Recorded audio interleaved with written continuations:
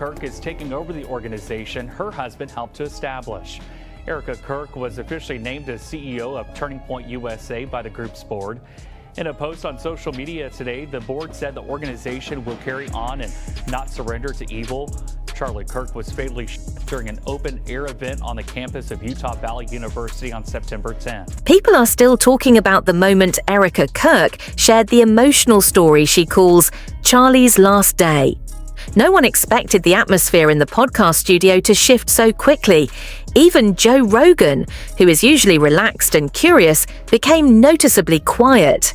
Candace Owens, known for her strong opinions and confident debates, paused before reacting, almost as if she had more questions than answers.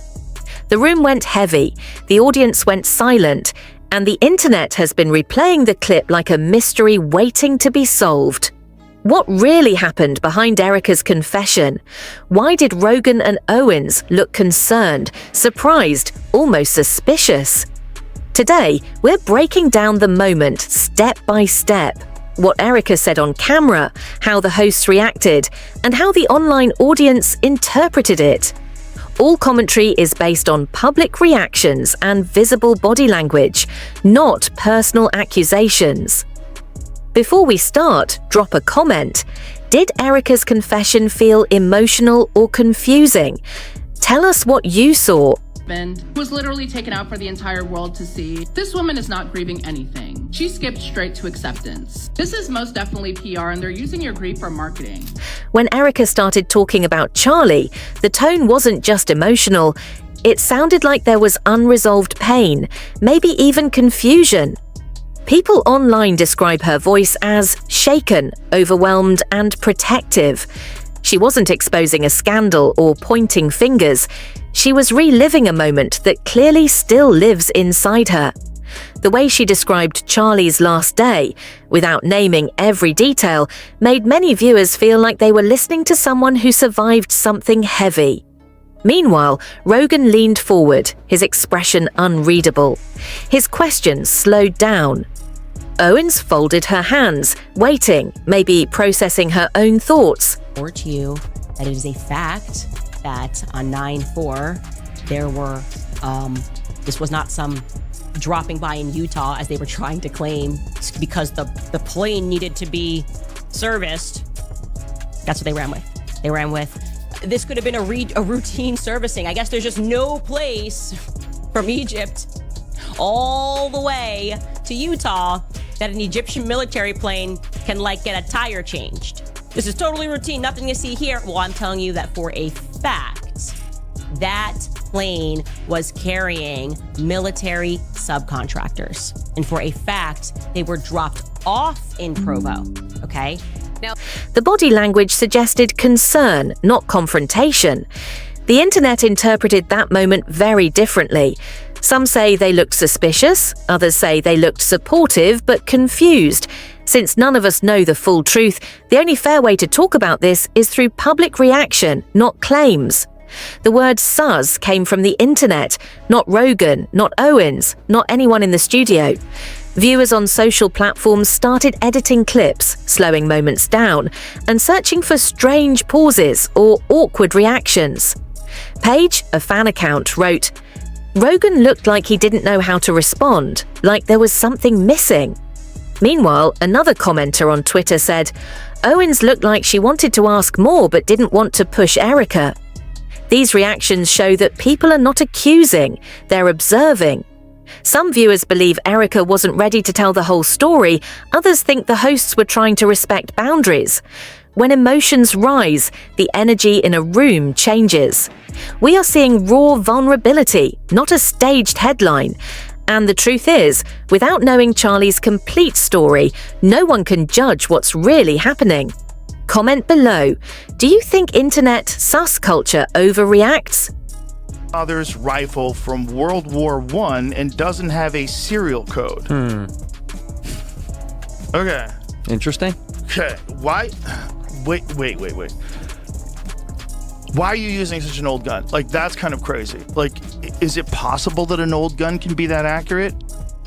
If you have a gunsmith and they work on it, yeah, it's totally possible. You have a really good gunsmith and he sets, if you're like a nostalgic person, you like driving an old car, you could bring it to a mechanic, they could redo the brakes. Sure. So if you got a good gunsmith and he took a look at that and the action was true and, the bore is good, yeah, you could conceivably shoot with a gun for hundreds of years, right? Guns don't necessarily go bad. Right. Joe Rogan rarely looks silent. His brand is built on long-form curiosity. He asks questions, explores crazy theories, and pushes guests for more detail. Yet, during Erika's confession, his eyes narrowed, almost like he wanted to protect the moment from becoming viral too fast.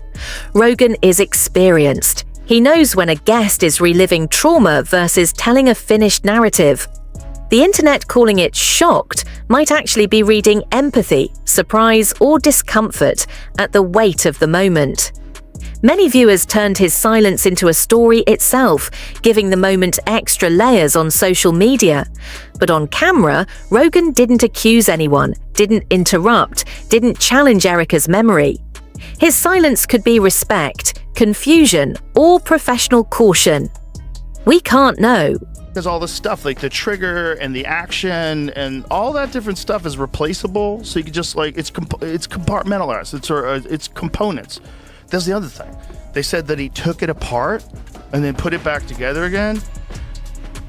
Shut the fuck up. Do you know how much time it would take to do that if you were highly skilled? To disassemble a gun. To disassemble a rifle so that you can get it in a backpack. And by the way, not gonna fit. Not gonna fit in a backpack. And then somehow or another reconnects it once he gets off the roof. Candace Owens showed a different kind of silence. She is known for being bold and analytical, especially when emotions meet politics or culture. But when Erika spoke, she didn't go into debate mode. She went into listener mode. Her posture changed. Her voice softened when she finally spoke, asking short, careful questions like someone trying not to reopen wounds. We're actually tracking for years was Erika. Not Charlie, but Erika was the one being tracked by these planes. And indeed, it turns out that she was correct. She discovered that between 2022 and September of 2025, both of those aircrafts, SU-BTT, the yellow plane, and SU-BND, the blue plane, showed 68 overlaps with Erika's documented location. Online, people read that as sus, but it could be sensitivity. Candace has spoken publicly about empathy around difficult subjects, especially involving loss. Nothing she said implied judgment. Still, edits of her expression went viral. People love reading expressions like puzzles, even when the story is personal and unverified. This part is delicate. People online have been asking who Charlie was, what happened, and why Erika called it his last day. But here's the truth. Her story is hers, and nothing she said on camera gives anyone the right to speculate wildly.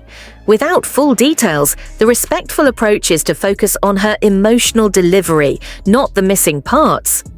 Last day might refer to a final conversation, a goodbye, or a symbolic moment, not necessarily anything dramatic.